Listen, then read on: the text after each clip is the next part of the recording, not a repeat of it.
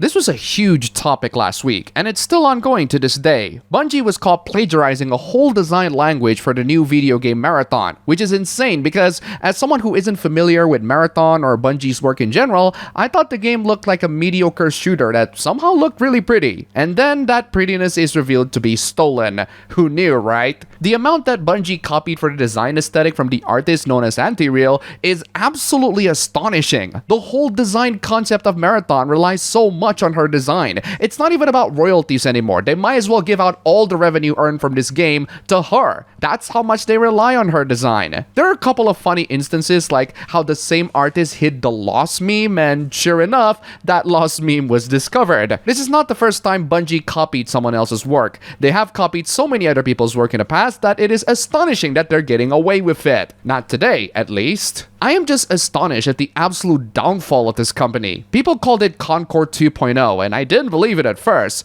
but I definitely see it now, especially after that sad excuse of a live stream. Bungie used to make classic Halo for God's sake, and now they're making Destiny, which is significantly less impressive on both ends. When they decided to revive one of their classic series Marathon with an entirely different and straight up stolen design language, people are understandably upset. But funnily enough, the one thing that made me think that the suits managing Bungie are incredibly loathsome is the moment where the CEO bragged about having 2 new cars to employees that were about to be laid off. That moment is still etched in my brain to how truly vile game corporations can be to genuine talent and passion in this industry. And this is just another installment of Bungie justifying me giving a big middle finger on this wretched hellhole of a company. Alright, enough of Bungie because we got plenty more gaming and tech related topics to get through. If you like the content so far, don't forget to click the like button, comment, subscribe, or support me through any of these means, including the brand new YouTube membership, links below. The Denuvo anti-piracy, anti-tampering DRM continues to dominate new PC games. This time, the PC version of Stellar Blade will have Denuvo. That's okay, according to the developers, because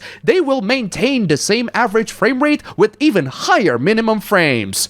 Okay then, we'll see about that when the port is out. Denuvo is unfortunately to be expected with major AAA releases, which is ironic because the major Game of the Year contenders this year are DRM free and sells incredibly well. It's almost like it's about the games rather than the sales. What I really don't expect is PlayStation's arbitrary region restrictions that prevent this game from being played in hundreds of countries. The developers are working on this issue. I mean, if they get to release Nikkei globally, they should be able to release this one, right?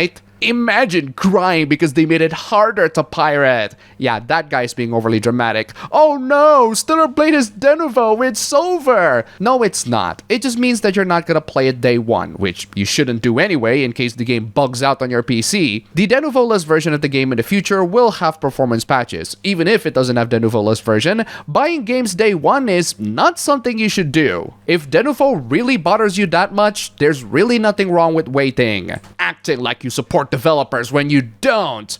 Well, no, supporting developers is not a consumer obligation. The same way supporting me by donation is not an obligation. It is, however, an obligation for the corporations to support game developers. And considering the many layoffs that we've had lately, it's not an obligation that they've been fulfilling. Speaking of Stellar Blade on the PC, considering that the game was a PS5 exclusive, we have some console peasantry takes. I do love to dunk on console peasants, but I'm not a fan of playing the offense. I'm going all the way. I'm on a stable now. That's the system requirements for the Stellar Blade PC port, and how his PC is way beyond even the recommended requirements. Nice of you to have a PC that goes beyond the recommended one, though beating the Intel Core i5-8400 is not that hard these days. The RTX 3080 and the 7900 XT are excellent GPUs though, so I assume this game is going to be very GPU dependent, but anything below the recommended specs should be good enough for 1080p. Even so, I still personally wouldn't want to dunk on PlayStation guys for it. They get to play the game first after all. Spends over $3,000 on a rig, still obsessed with the PlayStation 5. Yeah, the guy's just bragging. I personally wouldn't do it, but there are definitely loads of PC gamers that love to do that and shove it up the console gamers. They built them expensive ass PCs to play console ports. It's all bragging rights, to be honest.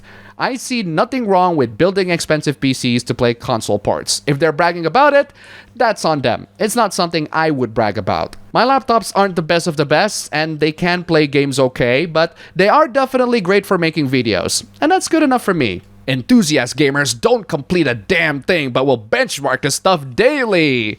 Yeah, I don't know about the other guys, but I'm not as much of an enthusiast gamer as I was before, and I don't benchmark daily. That seems like a lot of work for something I can figure out better if I just play the game myself. Is it possible to connect console wars to relationship issues? Here's an interesting statement. Most people would prefer to chill in a couch in front of a TV with friends than be alone on a PC. Yeah, I don't know about that. Considering that there are loads of PC gamers around the world, there are plenty of those that really don't mind sitting in front of the desk playing games by themselves. And hey, just because you're in front of the desk doesn't mean you're on your own. Tell me you're single without telling me.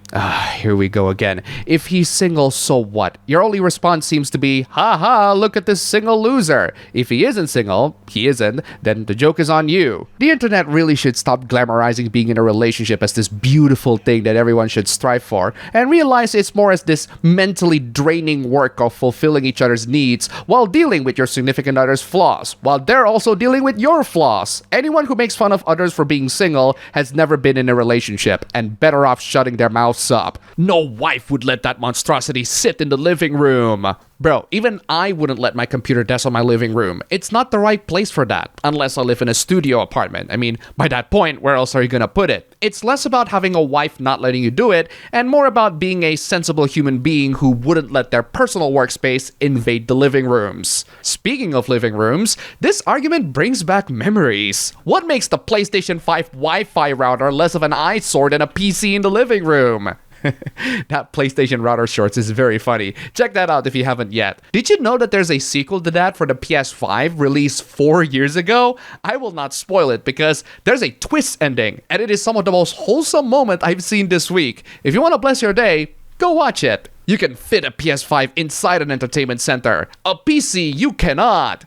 You can, actually. Look up mini ITX PCs. They are small form factor PCs that are compact but packs quite a punch. The part of mini ITX PCs tend to be more expensive than normal size PCs, and assembling them is definitely very tricky. But once you do it, you get a small and compact PC that you can carry anywhere and won't look out of place on an entertainment center. You also have mini PCs like the Asus ROG NUC. You can buy a dock for the Steam Deck or any of its clones. Gaming laptops can also have enough horsepower to play games while being compact. People bash gaming laptops a lot, and I don't understand why. I think gaming laptops are amazing. Admittedly, it's only for certain people and for certain use cases, but even so, they shouldn't be underestimated when considering getting into PC gaming, especially one that wants to be small, portable, and can be carried anywhere. I do need to make a distinction in my regular console warring. Why do you go after these ponies when 99% of the PlayStation base does not act like this? Oh no, I don't think they are. There might be PC elitists that think all console gamers are the same, but I'm not one of those. Plenty of my viewers don't have a good PC and can only play on a console. That's perfectly fine. My issue is not with console gamers, my issue is with console peasants. People that make dumb takes about gaming that definitely require some dunking and education to everyone. The most toxic gamers I've ever known is PC Master Race dudes.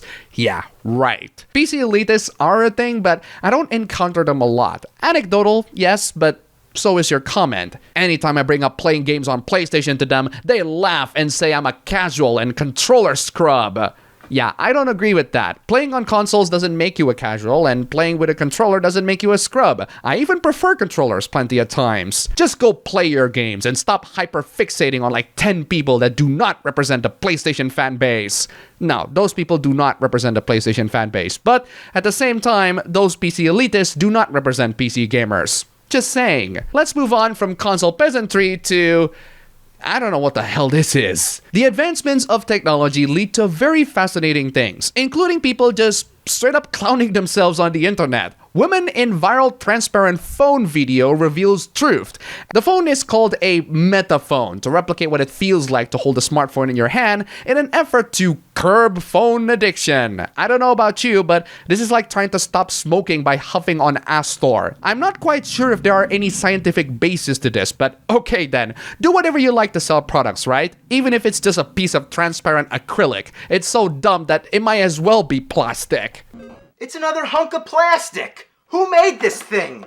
And that's all for the video today. Thank you all so much for watching. If you made it to the end, here's a cat. Before we close this video, huge thanks to all these wonderful sponsors. You are all fantastic. If you want to see your name among these legends, then check out the links below, just $1. And you have support this channel a lot. Seriously, thank you so much for watching. Don't forget to like, comment, and subscribe. I'll see you all next time.